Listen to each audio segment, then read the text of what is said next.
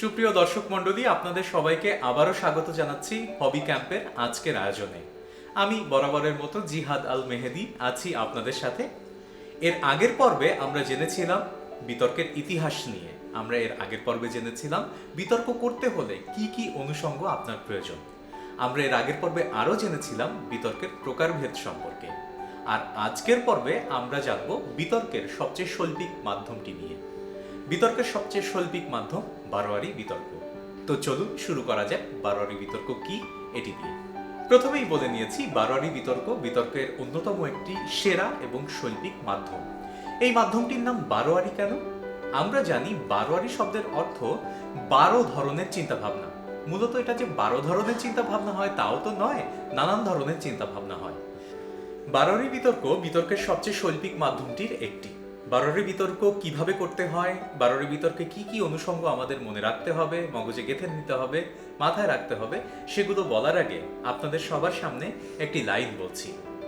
লাইনটি আপনাদের মনে রাখতে হবে এবং এই লাইনটি আমি যতক্ষণ পর্যন্ত বারোয়ারি বিতর্ক নিয়ে আপনাদের সাথে আলোচনা করব, এই আলোচনার ভেতরে আপনারা মনে মনে ভাববেন এই লাইনটি নিয়ে আপনাদের মনে কি ভাবনা এসেছে এটি নিয়েও একটু চিন্তা করবেন। লাইনটি হচ্ছে, বুক পকেটে বেড়াই বয়ে তোমারই ...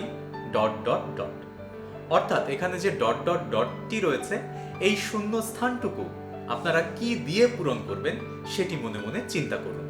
আর আমি এই শূন্যস্থানটুকু কি দিয়ে পূরণ করছি সেটি দেখবেন এই এপিসোডের শেষে, যখন আমি আপনাদের সামনে একটি বারোয়ারি বিতর্ক করব এবং বারোয়ারি বিতর্কটি এই টপিকেই করব। তো চলুন শুরু করা যাক। বারোয়ারি বিতর্ক প্রথমেই বলেছি বিতর্কের একটি শৈল্পিক মাধ্যম। বারোয়ারি বিতর্ক অর্থাৎ 12 ধরনের চিন্তা ভাবনা বা আইডিয়া আপনার মাথায় যখন আসে সেটি বারোয়ারি বিতর্ক হয়। একটি বারোয়ারি বিতর্কে অসম্পূর্ণ একটি লাইন দেওয়া থাকে, যেমন লাইনটি প্রথমেই আমি আপনাকে বলেছি, বুক পকেটে বেড়াই বয়ে তোমারই ...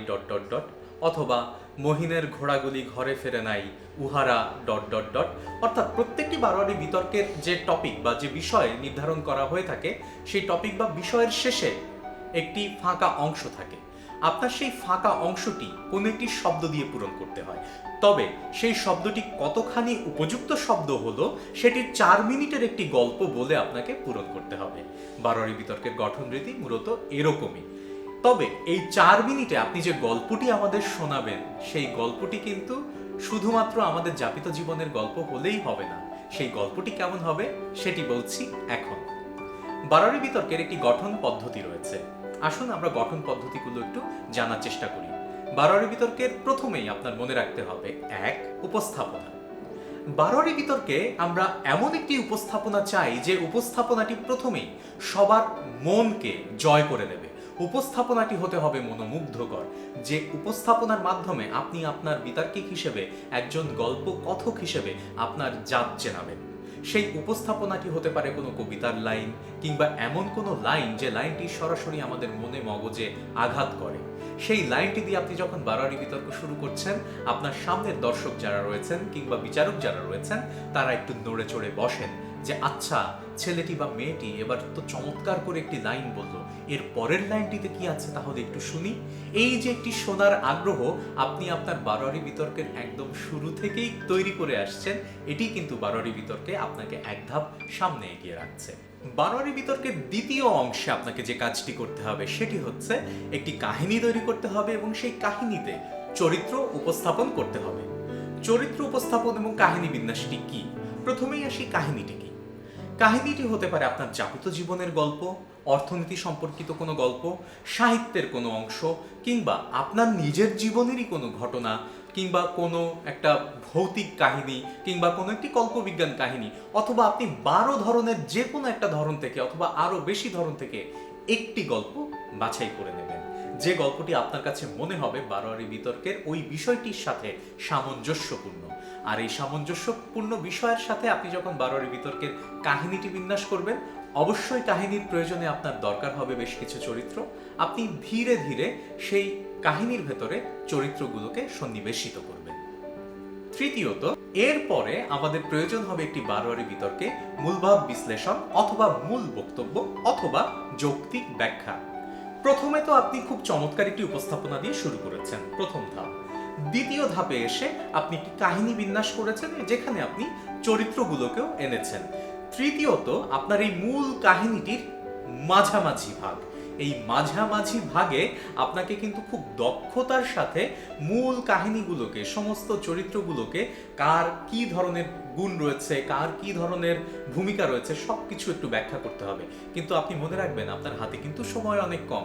4 মিনিটের মাঝামাঝি জায়গাটিতে, অর্থাৎ 2.5 মিনিটের এই সময়টুকুতে আপনি যদি মূল কাহিনীগুলোকে পরিপূর্ণভাবে ব্যাখ্যা এবং বিশ্লেষণ করতে না পারেন, যৌক্তিক ব্যাখ্যা দিতে না পারেন, আপনার গল্পে যদি কোনো ফাঁক থেকে যায়, তাহলে কিন্তু আপনার বারোয়ারি বিতর্কটি স্বয়ংসম্পূর্ণ হবে না। সুতরাং বারোয়ারি বিতর্কে একটি ব্যাপার সবসময় মাথায় রাখবেন, যৌক্তিক ব্যাখ্যায় অথবা মূল ভাব বিশ্লেষণে সবসময় একটু বাড়তি নজর দেবেন। সবশেষে আমরা যে জায়গাটিতে যাব সেটি হচ্ছে গ্রন্থিমোচন বা ক্লাইম্যাক্স। চতুর্থ ধাপে আমরা যে জায়গাটিতে যাব সেটি হচ্ছে গ্রন্থিমোচন বা ক্লাইম্যাক্স। এই গ্রন্থিমোচন বা ক্লাইম্যাক্সটি অনেক গুরুত্বপূর্ণ একটি ব্যাপার, কারণ এতক্ষণ ধরে আপনি যে কাহিনীটি সাজিয়ে এনেছেন, যে কাহিনীটি বর্ণনা করেছেন, সেই কাহিনীটিকে এখন এমনভাবে একটি মোড় ঘুরিয়ে দিতে হবে যে মোড় ঘোরানোটি শুনে দর্শক কিংবা বিচারক সবারই যেন মনে হয়, আরে আমি তো ভেবেছিলাম এটা হবে এরকম, কিন্তু হয়ে গেল এটা এরকম। অনেকটা থ্রিলার গল্পের মতো, যেখানে সবার শেষে বোঝা যায় যাকে কম সন্দেহ করা হয়েছিল মূলত সেই খুনি। এভাবেই আপনি আপনার গল্পের মোড়টিকে একেবারে ঘুরিয়ে দেবেন। একেবারেই উল্টো দিকে যখন আপনি ঘুরিয়ে দেবেন, তখনই সেটি গ্রন্থিমোচন বা ক্লাইম্যাক্সে উপনীত হবে এবং দর্শকরা তখন হাঁফ ছাড়বেন, তারা অবাক হবেন, অথবা তারা দুঃখ বোধ করবেন, অথবা তারা আনন্দে উদ্বেলিত হবেন। সবশেষে আপনার জন্য রয়েছে বারোয়ারি বিতর্কের উপসংহার। সাধারণত আমরা একটি বক্তব্য যেভাবে শেষ করি, বারোয়ারি বিতর্কের উপসংহারটি সেভাবে শেষ করলে কিন্তু একেবারেই চলবে না। বারোয়ারি বিতর্কের উপসংহারটি আপনার শেষ করতে হবে, মনে আছে তো? ওই যে একেবারে প্রথমে বলেছিলাম, আপনি যে লাইনটি অসম্পূর্ণ রয়েছে, সেই অসম্পূর্ণ লাইনটি আপনার এই গল্পের মাধ্যমে কিভাবে স্বয়ংসম্পূর্ণ হয়ে একটি আলাদা ভাব প্রকাশ করলো, সেটি আপনাকে উপসংহারে পরিপূর্ণভাবে বুঝিয়ে দিতে হবে। আর আপনি এটা বুঝাবেন কিভাবে? খুব সহজ, আপনি এটি বুঝাবেন এতক্ষণ ধরে যে গল্পটি আপনি বলছেন সেই গল্পেরই আলোকে। নিশ্চয়ই আপনাদের মনে এবার অনেক অনেক প্রশ্ন জেগেছে। একে একে সেই প্রশ্নগুলোর উত্তর দেওয়ার চেষ্টা করছি। প্রথম প্রশ্ন এটি জাগতে পারে, বারোয়ারি বিতর্ক করার জন্য আসলে আপনার কি কি প্রয়োজন, অর্থাৎ কি কি অনুষঙ্গ প্রয়োজন। প্রথমত, আপনাকে প্রচুর বই পড়তে হবে। এই বই কি আপনার পাঠ্যপুস্তক? না, অবশ্যই পাঠ্যপুস্তক নয়। পাঠ্যপুস্তকের বাইরে কোন বিষয়ে আপনার আগ্রহ রয়েছে? বারোয়ারি বিতর্কে মূলত সাহিত্য অনেক বড় একটি ভূমিকা রাখে। সুতরাং আপনি যদি সাহিত্য নিয়ে আগ্রহী হন, তাহলে আপনি সাহিত্য নিয়ে অবশ্যই পড়াশোনা করবেন। আর সাহিত্য নিয়ে আগ্রহী নন কিন্তু বারোয়ারি বিতর্ক ভালো করতে চান, তাহলে অবশ্যই আপনাকে সাহিত্যটি আগে ভালো করে পড়তে হবে। সুতরাং আপনাকে অনেক বেশি সাহিত্য পড়তে হবে, গল্প, উপন্যাস, প্রবন্ধ, কবিতা, এগুলো তো পড়তেই হবে। একই সাথে গান এবং সিনেমা বা চলচ্চিত্র, এগুলো আপনার অনেক বেশি দেখতে হবে। বারোয়ারি বিতর্কের দ্বিতীয়ত যে জায়গাটি সবচেয়ে গুরুত্বপূর্ণ, সেটি হচ্ছে আপনার কণ্ঠস্বরের ওঠানামা করা কিংবা কোথায় থামতে হবে এটি জানা। আমরা অনেক সময় দেখি যে সবচেয়ে ভালো বারোয়ারি বিতর্কিকও অনেক সময় কোন জায়গাটুকুতে থামতে হয় বা কোন জায়গাটুকুতে কথা বলতে হয় সেটি যখন জানেন না, তখন তার বারোয়ারি বিতর্কটি অনেক উঁচু থেকে অনেক নিচুতে নেমে আসে। এই উঁচু থেকে নিচুতে নামানো যাবে না। এই না নামানোর কাজটি করে কিন্তু আপনার কণ্ঠস্বর। কতটুকু আবেগ, কতটুকু ভয়, কতটুকু সংশয়, কতটুকু প্রেম, কতটুকু বেদনা আপনার কণ্ঠে ভর করলো, বারোয়ারি বিতর্কের মার্কিং তার উপর অনেকাংশেই নির্ভর করে। বারোয়ারি বিতর্কে আপনার অঙ্গভঙ্গি অনেক গুরুত্বপূর্ণ একটা ভূমিকা পালন করে, অর্থাৎ আপনার অঙ্গভঙ্গি মঞ্চে মার্কড হয়। আপনি যদি আপনার গল্পের প্রয়োজনে কোনো উদ্ভট ভঙ্গিতে লাফঝাপ করেন, কিংবা আপনার গল্পের প্রয়োজনেই আপনি এমন ভূমিকা পালন করেন যে আপনি মঞ্চ ছেড়ে দিয়ে নিচে চলে গিয়েছেন, গড়াগড়ি করছেন মঞ্চে, বা নাটকের মতো কোনো ভূমিকা পালন করছেন, তাহলে সেটি কিন্তু অবশ্যই পেনাল্টি হয়। সুতরাং আপনি আপনার অঙ্গভঙ্গিকে অবশ্যই নিয়ন্ত্রিত রাখবেন, কারণ নিয়ন্ত্রিত অঙ্গভঙ্গি আপনার বারোয়ারি বিতর্কটিকে আরও মনোমুগ্ধকর করে পরিবেশন করতে অনেক সহায়তা করে। সর্বশেষে আপনাদের কাছে যে গুরুত্বপূর্ণ অনুষঙ্গটি বলতে চাই, সেটি হচ্ছে বারোয়ারি বিতর্কের বিষয় পাওয়ার পর আপনারা সেই বিষয়ের উপরে অন্তত 3 ঘন্টা পড়াশোনা করবেন। এই 3 ঘন্টা পড়াশোনা করে একটি গল্প বাছাই করবেন অথবা একটি গল্প মনে মনে বানাবেন। সেই গল্পটিকে পরিষ্কার খাতায় লিখবেন। সেই খাতায় গল্পের উপরে কাটাকাটিও হবে, গল্পে প্রয়োজনীয় কবিতা ঢুকবে এবং তারপর একটি পরিষ্কার গল্প আপনারা পাবেন। সেই গল্পটি নিয়ে আবারও আপনারা যখন ভাবনা চিন্তা করবেন, ঠিক তখনই একটি বারোয়ারি বিতর্ক দাঁড়াবে বা বারোয়ারি বিতর্কের একটি কাঠামো আপনার মনে এবং আপনার খাতার পাতায় দুই জায়গাটিতেই তৈরি হবে। এই মনে এবং খাতার পাতায় লেখা বারোয়ারি বিতর্কটিকে আপনি যখন মঞ্চে বলবেন, তখন সেটি আরো বেশি সুন্দর হবে, সেটি আরো সাবলীলভাবে আপনি বলতে পারবেন। বারোয়ারি বিতর্কে কি কি প্রয়োজন তা তো আমরা জানলাম, এবার একটু জানি বারোয়ারি বিতর্কে কোন জিনিসগুলো করবেন না। প্রথমেই বলে নেই, শ্রোতা কিংবা যারা বিচারক রয়েছেন তাদেরকে সম্বোধন না করাটাই সবচেয়ে ভালো। আমার পরামর্শ হচ্ছে তাদের সম্বোধন করার কোনো দরকারই নেই। আপনি ভুলে যান আপনার সামনে দর্শক মণ্ডলী রয়েছে কিংবা আপনার পেছনে বিচারক মণ্ডলী রয়েছে। আপনি মঞ্চে উঠুন, মঞ্চে উঠে প্রথমেই একটি কবিতার লাইন দিয়ে বা একটা আকর্ষণীয় লাইন দিয়ে আপনার বারোয়ারি বিতর্কটি শুরু করুন। আপনার এই বারোয়ারি বিতর্কের এটি আপনার সময় বাঁচাবে এবং একই সাথে আপনার বারোয়ারি বিতর্কের প্রতি দর্শক এবং বিচারকদের আগ্রহ বাড়িয়ে তুলবে। বারোয়ারি বিতর্কে দ্বিতীয়ত যে কাজটি করবেন না সেটি হচ্ছে আঞ্চলিকতা ব্যবহার করবেন না। আঞ্চলিকতা সম্পূর্ণ পরিহার করুন।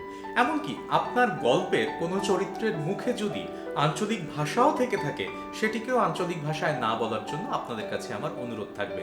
কারণ বারোয়ারি বিতর্কের মঞ্চে আসলে আঞ্চলিক কথাবার্তা খুব একটা সুবিধাজনক শোনায় না, আর শোনালেও সেটা বিচারকরা খুব একটা পছন্দও করেন না। সুতরাং বারোয়ারি বিতর্কে যখন আপনি বিতর্ক করছেন, আপনি ঠিক তখন প্রমিত শুদ্ধ বাংলায় আপনার বারোয়ারি বিতর্কটি এবং বারোয়ারি বিতর্ক সংশ্লিষ্ট সমস্ত সংলাপ শুদ্ধ বাংলায়, প্রমিত বাংলায় দেওয়ার চেষ্টা করুন। বারোয়ারি বিতর্কে মাইকের ব্যবহারে আপনাকে সবসময় সচেতন হতে হবে। কারণটি আমি বলি, এক এক জায়গায় মাইকের ব্যবহার এক এক রকম, মাইকের মন মেজাজ মর্জিও এক এক রকম। সুতরাং আপনি যখন মাইকটি হাতে পাবেন, মাইকের মন মেজাজ এবং মর্জি বুঝে তারপর আপনার বক্তব্যটি দেওয়া শুরু করবেন। তা না হলে আপনি যখন সুর উঁচুতে উঠাবেন তখন হয়তো পুরো অডিটোরিয়াম ফেটে যাবে, অথবা সুর যখন নিচু করবেন তখন কেউই কোনো কথা শুনতে পাবে না। সুতরাং আপনার ভালো বারোয়ারি বিতর্ক খারাপ হয়ে যেতে পারে শুধুমাত্র মাইকের মেজাজ ধরতে না পারলে। এ ব্যাপারে সতর্ক থাকবেন।